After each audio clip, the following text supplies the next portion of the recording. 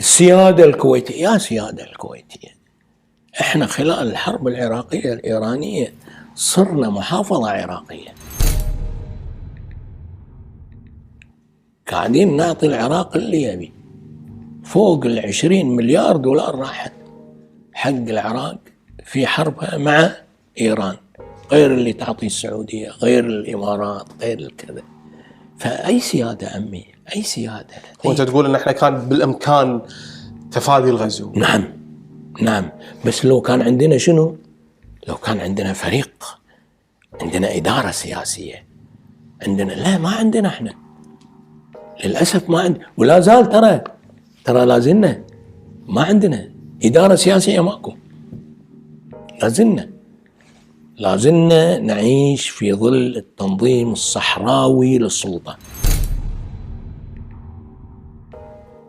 قاعد أوضح من هذا الكلام.